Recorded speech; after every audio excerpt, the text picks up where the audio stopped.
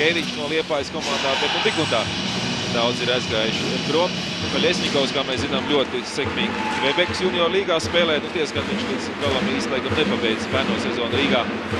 Ļoti labs rādītājs viņam šajā sezonā tur. Un priekšā vārtos Bičevskis. 5. minūte.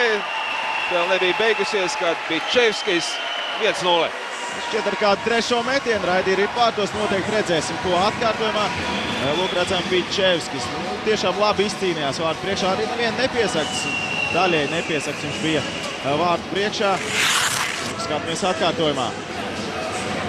Šeit Bukārts uzmet un Bičevskis pats izcīna ripu. 2 reizes raida to vārtu virzienā un otrais arī sekmīgs.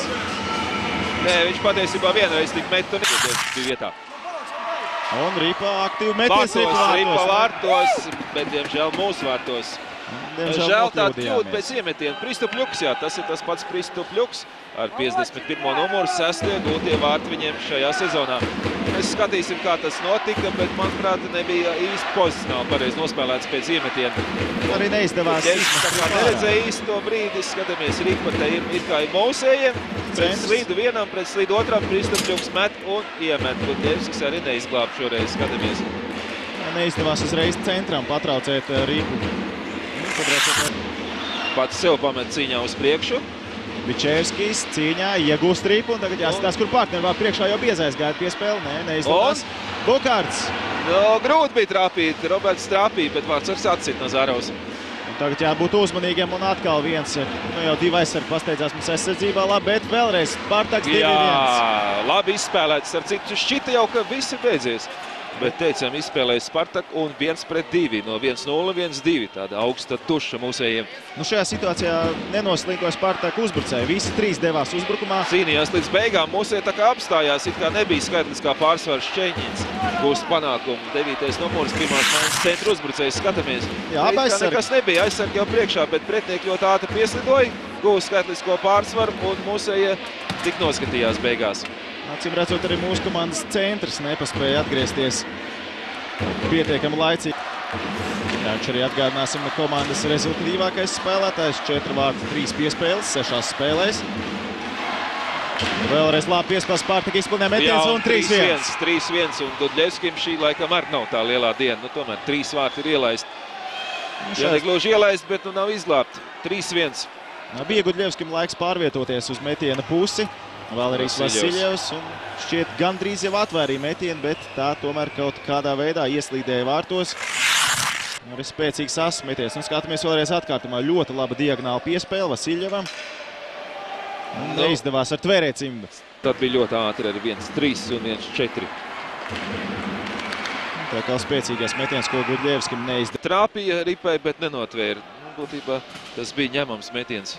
Nedaudz pietrūka.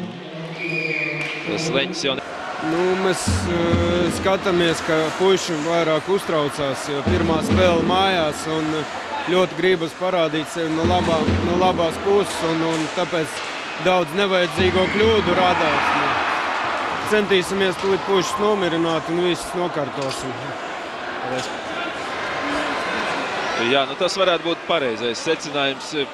Kaut kā pa daudz sanervozējušies mūsējie. Pašenovs tikmēr ierāja 4. ripu Gudļevska vārtos un Gudļevski tūdaļ mainīs nost. Tas ir skaidrs, Jānis Auziņš nāks laukumā, tāpēc spēles ritējiem tas ir pilnīgi pareizs. Leonītam bija jau lēmums. Ja ne sliktāk, tad citādāk būs. Skatāmies.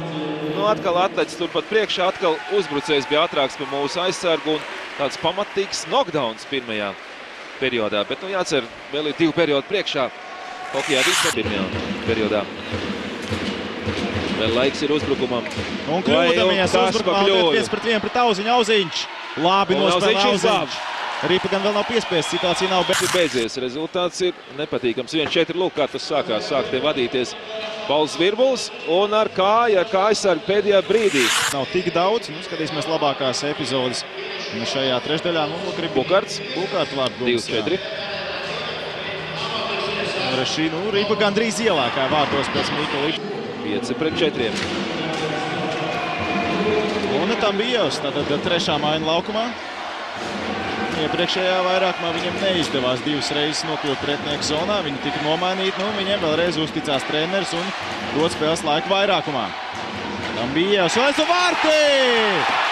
Kirils Tambijevs apspēlē vārtsargais vārtiem un rezultāts jau 3-4. Jau krietni cerīgāka situācija hokeja klubam Rīga. Labi nospēlēja Tambijevs, uzticējās treneris un izdevās arī šo uzticības, šo devu arī realizēt. Jā, diezgan līdzīgi, ka viņš viens vārds guva arī pasaules kausā praktiski no aizvārtes, ja.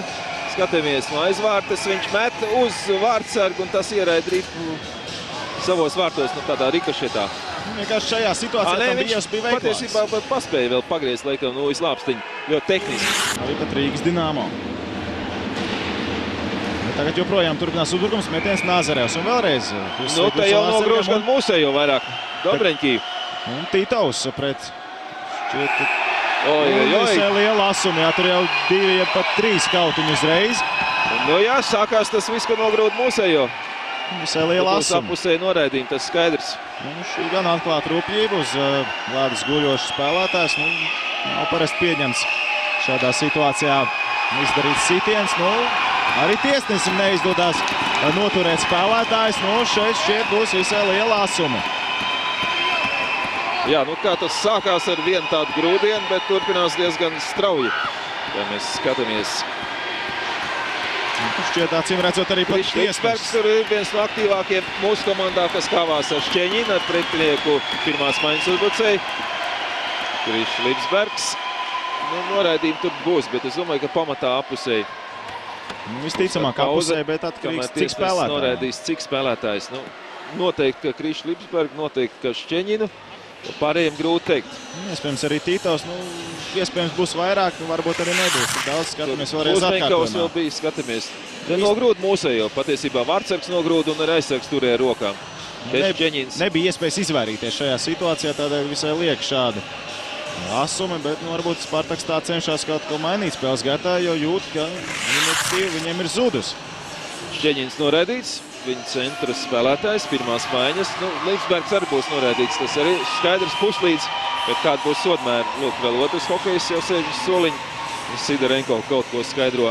Pārāk riskanti vēl 40 sekundes, lai izlīdzinātu rezultātu. Tagad Auziņš var slidot prom ripi mums. Auziņš slido prom. Nē, slido atpakaļ, pa laimu atpakaļ, jo uzbruk Spartak. Piespēl metiens Auziņš, fantastiski ar atcitamo cimdu. Kāds no Rīgas. Te skatāmies, ka izglāba mūsējos Auziņš. Auziņš ar atcitamo cimdu šajā situācijā. Viņš jau situācijā devās nomainīties un pa laimi ieraudzīja, ka Spartaka 2-1 iznāk, atpakaļ izglāba komandu.